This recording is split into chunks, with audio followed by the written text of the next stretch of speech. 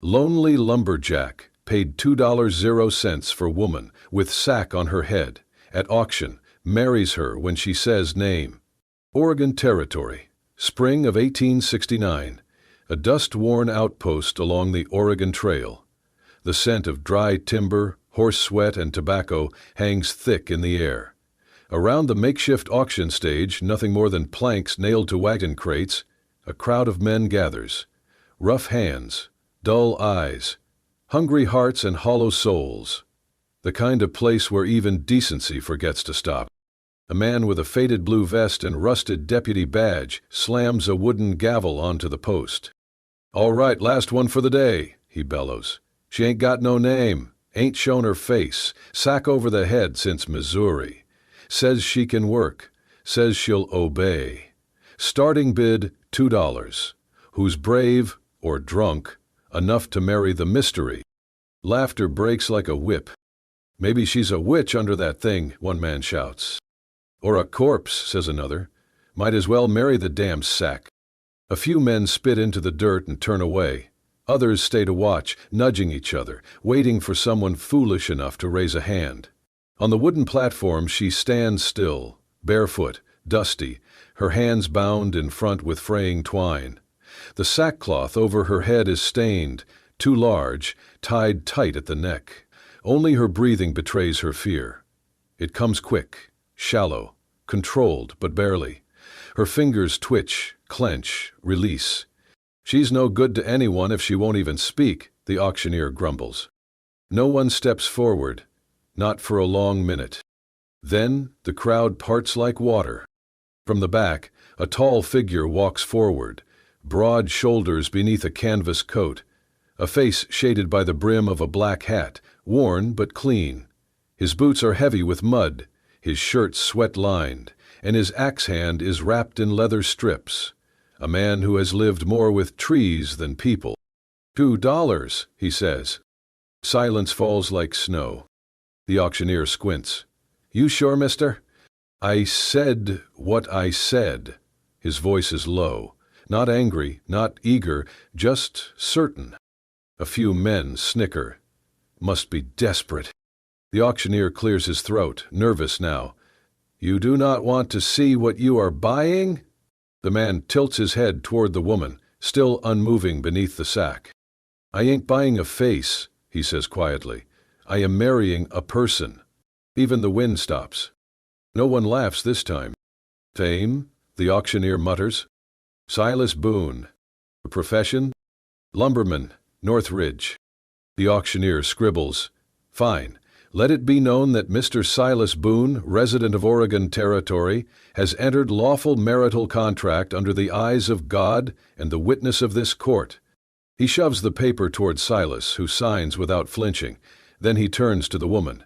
"You're now legally wed, miss. Say your name for the record." The sack shifts slightly, no sound at first. Then, very softly, so softly one has to lean forward to hear, the voice comes. "Annabelle Crow." Silas freezes. The crowd leans in. The auctioneer raises an eyebrow, but says nothing. Silas's eyes widen, just a flicker, then they harden again, fixed on the sack, on the voice that now echoes in his mind, 3 winters ago, in the snow, in the dark. A voice he never forgot, a name he never heard, until now.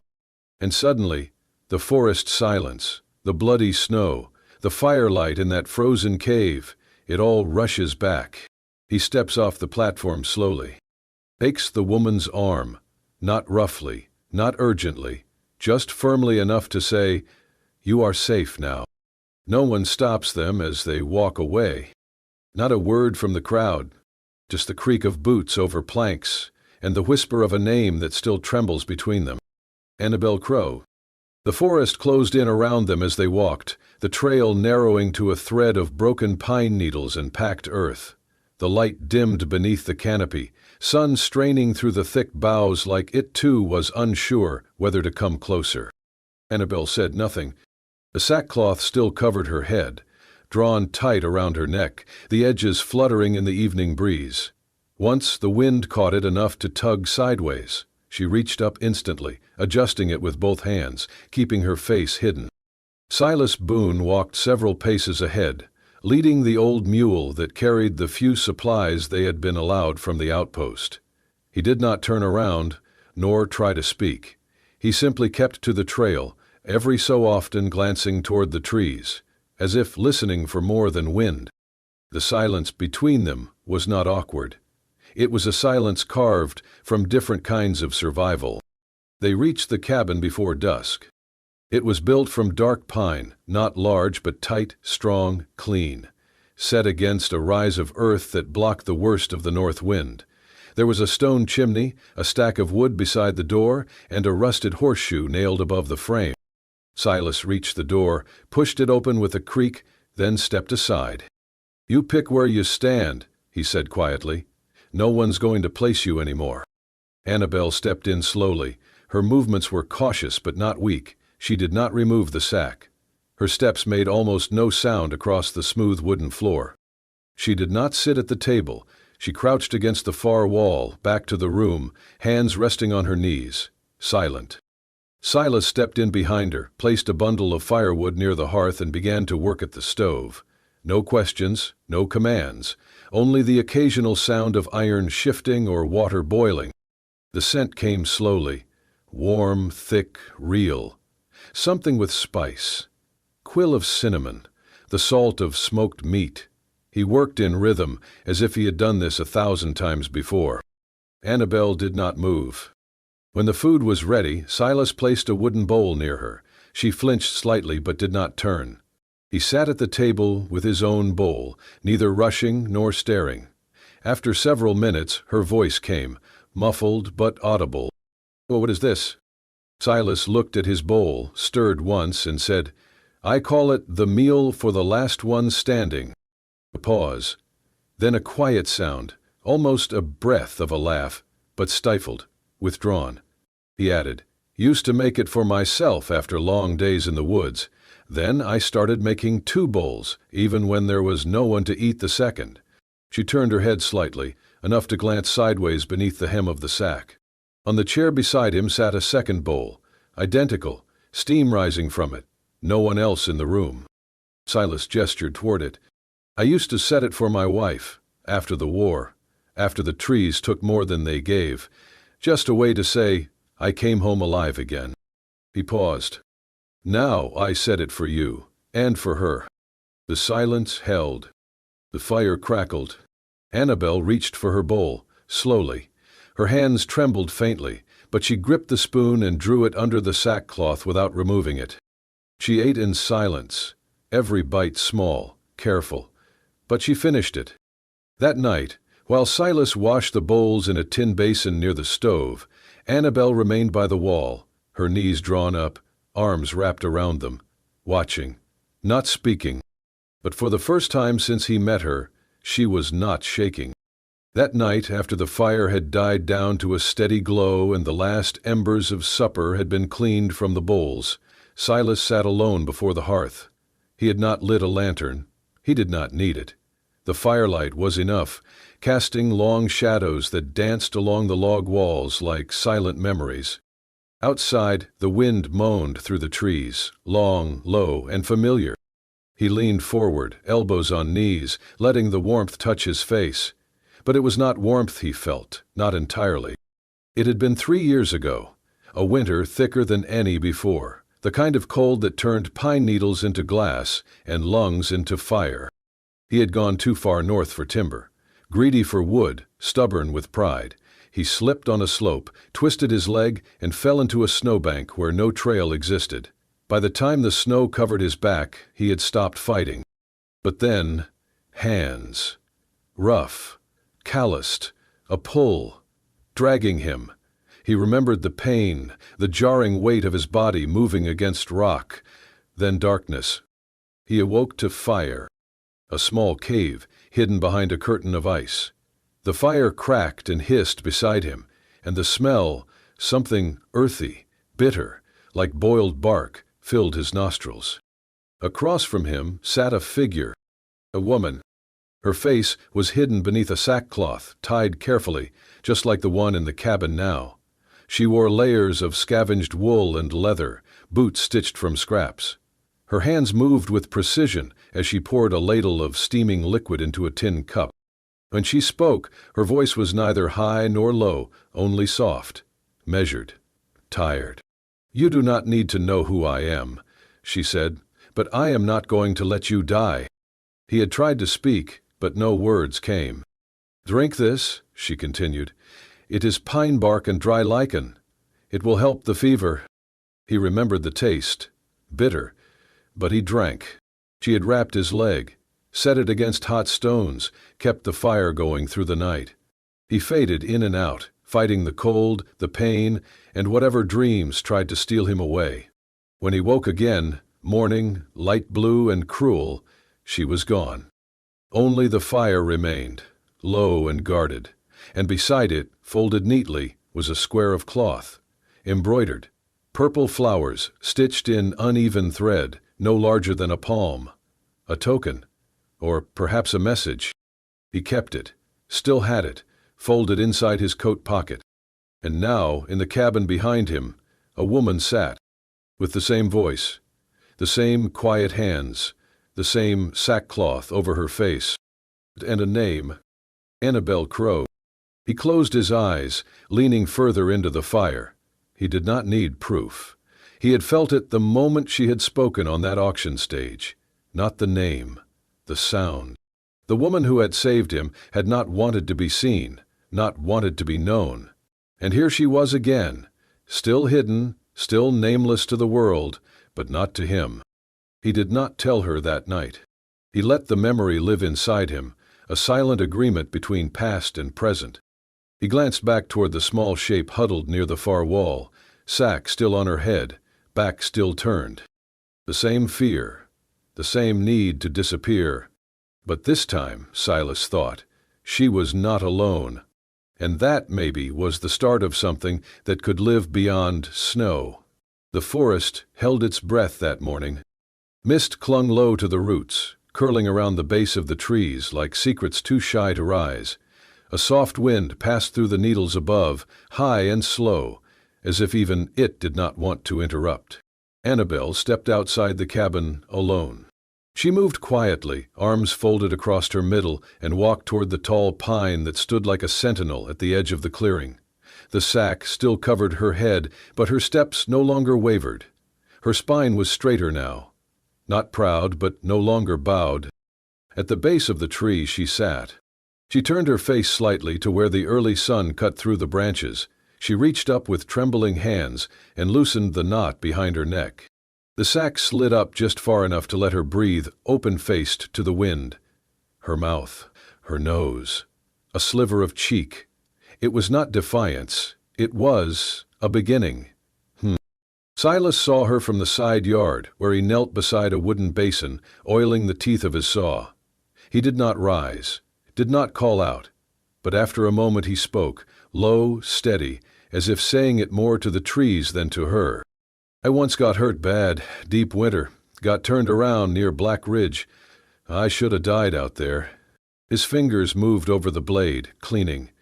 "But someone found me, pulled me into a cave, saved my life." Annabel did not turn. She wore a sack over her head, would not say her name, barely let me see her hands. He paused, but I remember her voice. He turned his head just slightly, not to face her directly, but to let his words carry fuller. "Your voice sounds just like hers." There was a stillness, and then a sound, the soft scratch of fabric sliding over skin. He did not move, not even when he felt her eyes on him. When he finally looked up, she was staring straight at him. The sack lay in her lap. Her face was not deformed, it was not monstrous, it was human. But it bore a mark no one could miss. A long curved scar ran from her right temple to just above the line of her jaw, not fresh, not bleeding, but deep, permanent, as though fingers, cruel and frantic, had tried to claw something from her that would not come free. She met his gaze, no longer hiding, but not proud either, only bare. Her voice came in a whisper. "The man who ran the boarding house where I worked, he told me I could keep a room if I gave extra. She swallowed. I said no. He did not like that. She looked down for a breath, then back to Silas. He came at me. I fought back, pushed him. He slipped.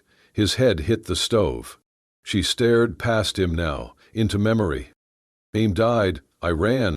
Silas's jaw tightened, but he said nothing. They said I killed him on purpose, that I lured him, that it was all planned. Her voice wavered. There were no witnesses. No one believed me. She looked at her own hands. They called me a liar, a temptress, a killer. Silas stood, wiping his hands on a cloth. Annabelle went on, her tone low and even. They sold me off to pay his debts, passed me along from one hand to another like cattle. They covered my face to make it easier, to make me nothing. She looked at the sack in her lap. I wore this so people would not look at me like I was poison, so they would not see the scar and decide what I was worth before I even spoke. She looked up at him again, eyes glassy but fierce. I did not ask to be saved. I did not ask to be bought. But I am tired of hiding. Silas did not step forward. He did not touch her. He only nodded. Thank you, he said, for telling me. His voice was steady, warm, real. You did not have to, but you did. She blinked hard, but no tears fell, only breath.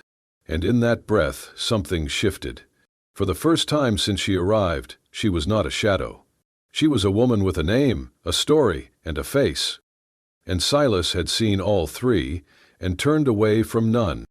The sun crept slowly through the forest the next morning, its light golden and tentative, spilling through the narrow window above the table.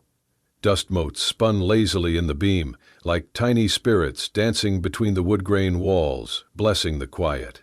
Inside the cabin, the air was still, not with fear, not anymore, but with the hush of understanding, like breath held in space after something fragile has been shared and carefully received. Annabelle had barely spoken since the day before, but she had not reached for the sack. She no longer pulled it over her head before sleeping, no longer kept it folded at the foot of her bed like a shield waiting for battle. Her hair, untied and tangled from sleep, lay quietly against her shoulders as she rose from the cot. Her steps remained cautious, her posture guarded, but something in her presence had shifted, something small, like the ground thawing beneath snow. She blinked at the light pouring through the window and moved toward the table, expecting the usual. A tin of coffee, the wooden bowl she washed nightly, the leftover spoon. Instead, she stopped short. There was something new waiting for her. A small mirror. It stood upright, silver-framed, aged at the edges, but polished to clarity. It leaned against a smooth wedge of pine, angled perfectly to catch the light of the rising sun, so that it would illuminate, not expose. Beside it hung a scarf, sea-green silk, faded slightly in parts, but soft and carefully folded, like it had been treasured once. Maybe still was.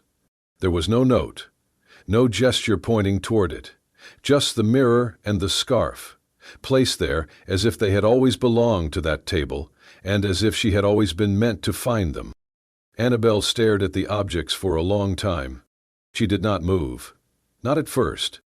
The fire in the stove had gone low, and only the crackling of old pine and the occasional creak of the beams overhead filled the room. Outside, the forest began to stir, the rustle of a jaybird in the branches, the slow drip of dew from the eaves.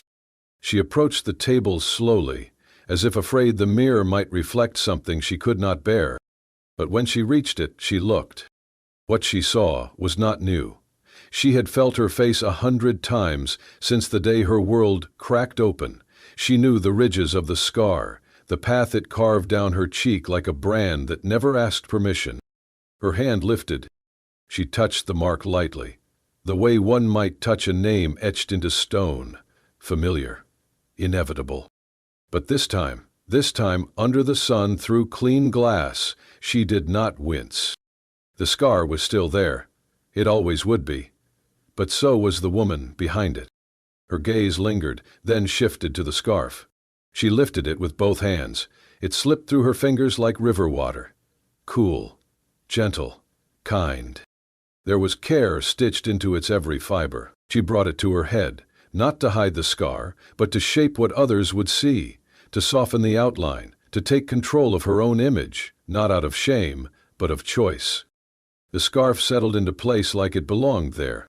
In the mirror, a new figure emerged.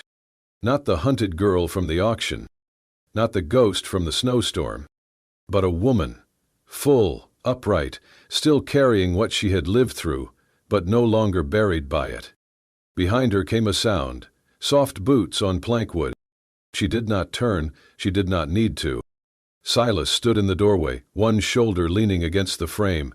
He had entered without a word, as was his way, but the look on his face was not one of caution or surprise. It was quiet reverence. He tilted his chin toward the scarf. "That used to be my wife's," he said, voice steady. "She wore it whenever she needed to feel like herself again." Annabelle's fingers brushed the silk near her temple. "I thought maybe it would suit you too," he added. She turned slightly toward him, not flinching, not defending. He held her gaze, unwavering. Then, with a voice as soft as moss and just as anchoring, he said, "Anyone who tries to make you ashamed of what you lived through is blind." A beat passed. "And the blind do not get to judge beauty." Her throat tightened. The tears came slow, but they came, not sharp, not desperate, but warm, cleansing. She looked at herself again. Then, gently, she reached out and laid her palm flat against the mirror, meeting her reflection halfway. And for the first time in a very long time, Annabelle Crowe let herself be seen. The piece they had carved in the woods did not last unchallenged. It never did, not in these parts. Trouble came on horseback, riding alone beneath a sky bruised with stormlight. The man was lean, long-legged, his duster torn from trail wind and mean miles. His eyes gray, sharp, merciless, cut through the saloon crowd like a blade through ripe hide. He called himself Cutter, and Cutter was no drifter. He was a bounty hunter, the kind who could read tracks like scripture and smell secrets under boots. Rumor had drifted from the southern trail, a girl with a scar, hiding in the hills, face once covered, now showing. Someone whispered she had blood on her hands and a lumberman for a shield. Cutter listened, and then he rode.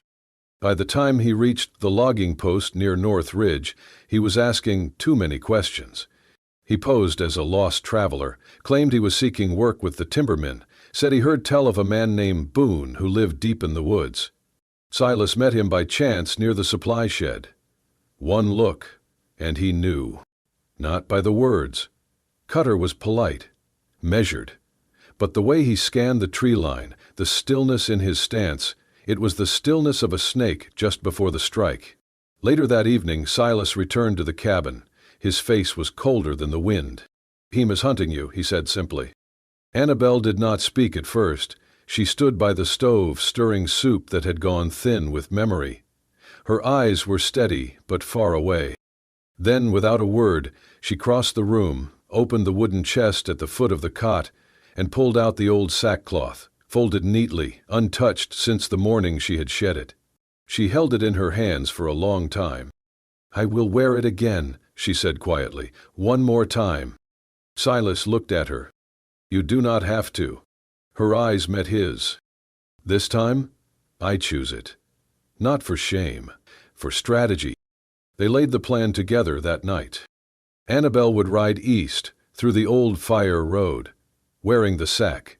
Cutter would follow. He would not resist a girl alone, scarred and covered, a ghost reborn. Silas would take the mountain pass, ride Cross Ridge, and meet with the sheriff in town. If the plan worked, Cutter would follow her straight into the trap. And it did. At dawn, with the sky barely blushing, Annabelle mounted Silas's second horse and rode out, sack tight over her head, heart hammering. She did not tremble this time. She looked forward. By sundown, Cutter had taken the bait. He followed her deep into the eastern rocks, where Silas waited with the sheriff and 2 men from the Ridge Patrol. Cutter drew first, but not fast enough. He was disarmed, bound, and thrown over the back of his own horse, charged with unlawful pursuit, attempted assault, and intent to kill. Annabel watched it all from the hilltop, her form still hidden beneath the sack. Only once Cutter was gone did she ride down. When she reached Silas, he stepped forward to help her down from the horse. She let him. Then, slowly, she reached up and untied the knot at the base of her neck. The sack slipped free. She folded it once, twice, then held it in both hands, staring at the fabric. Silas watched her, unsure of what she would do. She looked up at him, her expression quiet, but no longer afraid. "It saved me one last time," she said. "Not because it hid me, but because I used it." He nodded.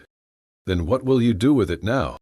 She looked at the trees, at the fading trail, at the world she had once moved through like a shadow. She folded the sack one more time and tucked it beneath her arm. "I will keep it," she said softly, "not as a cage, but as proof." Silas raised an eyebrow. "Proof of what?" She smiled. "That even what was once my prison can become my shield, if I choose it to be." And for the first time there was light in her voice. Not the light of laughter, but the light of a woman who had lived through the dark and now could name it. It was mid-afternoon when the knock came. A slow, uncertain tapping. Not the kind of knock that demanded, "Ha?" but the kind that asked permission. Silas opened the cabin door to find a woman standing on the porch.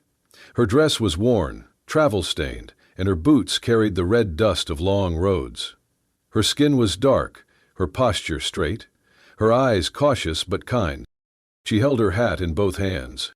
"Name's Mavis Green," she said.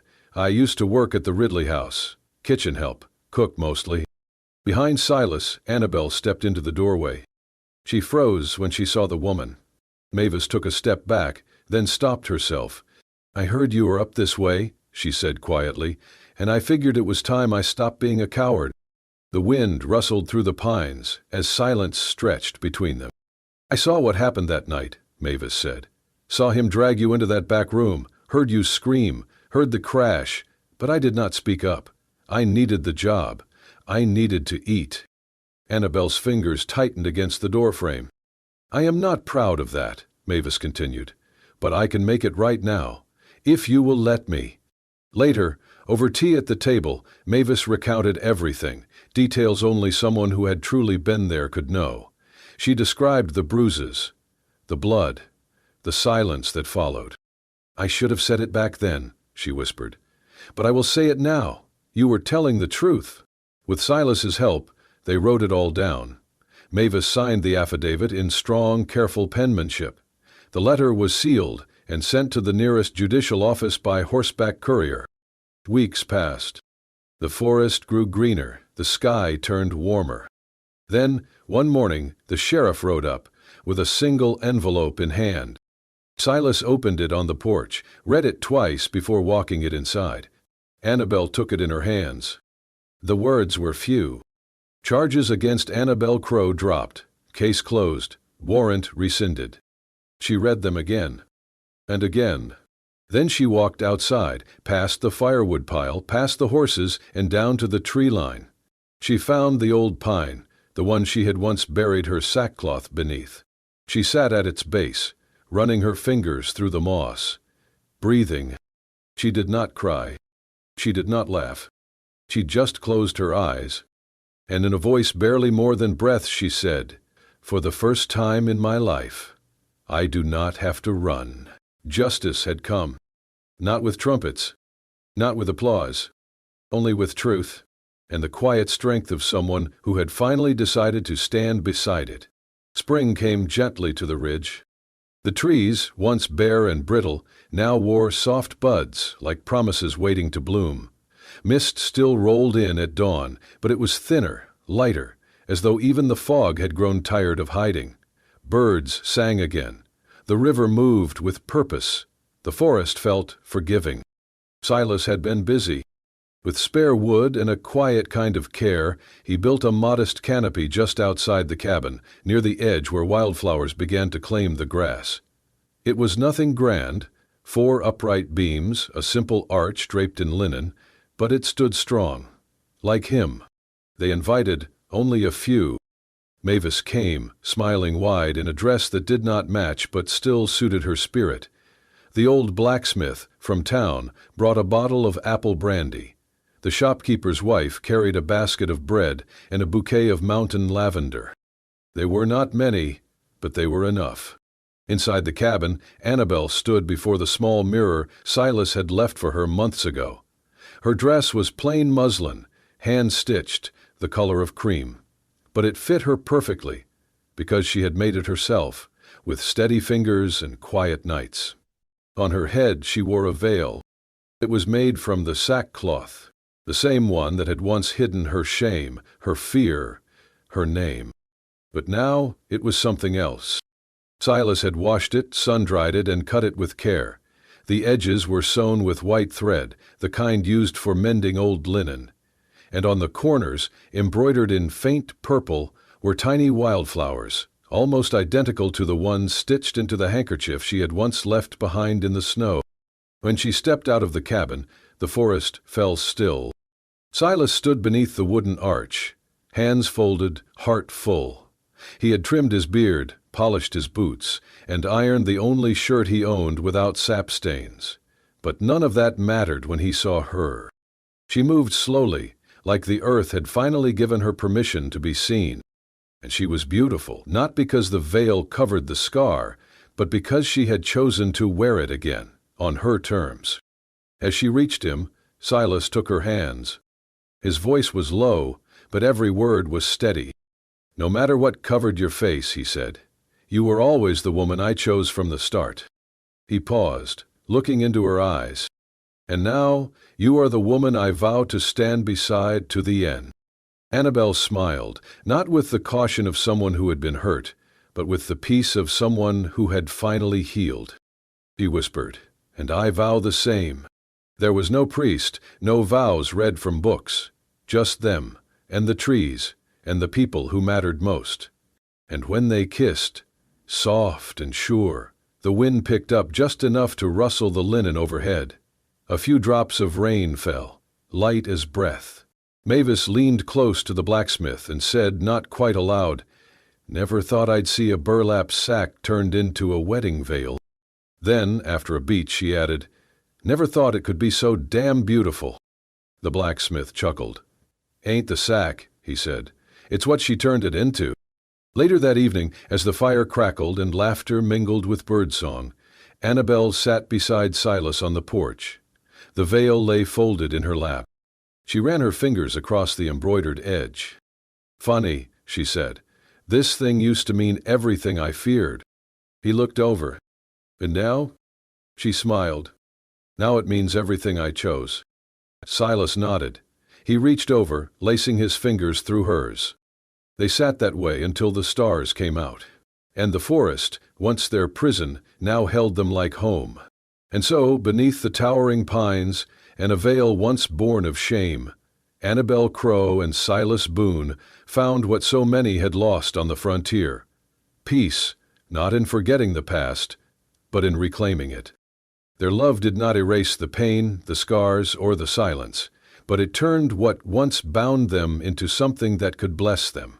Because sometimes, in the Wild West, survival was not just about holding on, it was about choosing what to hold on to. Thank you for riding with us through this journey of redemption, courage, and quiet devotion.